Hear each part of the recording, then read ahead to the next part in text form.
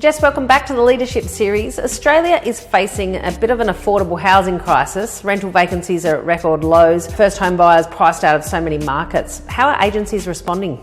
Well, I think there's a multitude of challenges that were faced pre probably the COVID era and interest rates going up and all the things you mentioned. I think about that, a great real estate business is a business who has a lot of key referral partnerships within, an example would be like a mortgage broker. So for example, that I'd like to see that a business has got a really clear, strong partnership with a broker, that all these people that might be going through significant financial strain, whether it's a renter, whether it's someone who's got an investment property or owner, we have the ability to introduce that as part of our offering and part of our world. Now, that might mean that you as an agency might not make any money out of that interaction, but it means you're helping someone along and you're strengthening that relationship for down the track. I think what happens in this industry too much is that we get too focused on just getting a transaction listing and a sale. Think about all those things around financial advisors, around accountants, around brokers. I say to leaders all the time is how many key referral partnerships do you have inside your local community that helps you strengthen your client database system.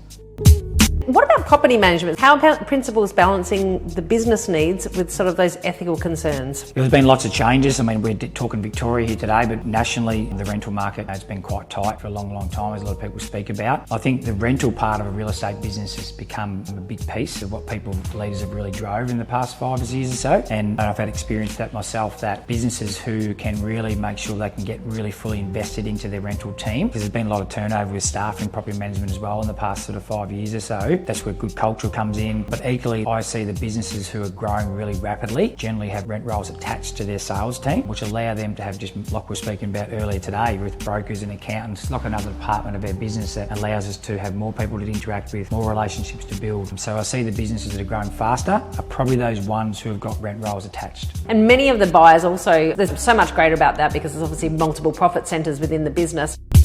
You've got a lot of buyers also looking into regional markets for affordability. What do metro agencies do about that if our sort of city dwellers are moving regionally? Well, that probably again can have an effect on prices. I know Victoria's suffered that in the past couple of years, where people have gone regionally or whether it's interstate to invest. Post-COVID, people wanted to go regional to get a better quality of life and as such. So I get that came with a lot of pressure on prices. And again, we speak about some of our other videos about that ability to control days on market, have good systems in our business to make sure that we can't control that ultimately. I went to a conference recently and they talked about sustainability in a home, what a buyer actually looks for in 2025. What buyers are really looking for, and I think if people go into regional markets, as you mentioned, is that sustainability. And I think those people that have really advertised their properties well for sale around sustainability is really key, around solar, all the things that create a living environment which is actually less cost effective for the purchaser. There's been a lot of data from realestate.com that suggests that properties advertised with high level sustainability actually attract more buyers and more views to their property, which is quite interesting. Yeah, right. That is really interesting.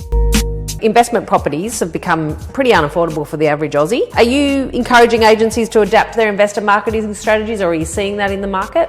Probably not necessarily. I think it still comes back to those client relationships. We've spoken about lots of videos about the database system we run and making sure that yes, there's going to be sometimes less investors in some states will buy and they move from state to state. We're sort of seeing that from Victoria to Western Australia, for example, and there's noise that maybe some of those are starting to come back to Victoria. But I think ultimately just investing in those ongoing relationships, because someone who might come along to your business, and we see this a lot in property management actually, where a business development or growth team will come across a potential investor who might not go on and buy for 12 months or 2 years, but your ability to be able to have an ongoing relationship with that person during that time frame, ultimately they might go and buy a property off your competition but still bring the property back to your business to manage. That's the power of effective relationships, which we speak a lot about in our program with our leaders. Excellent.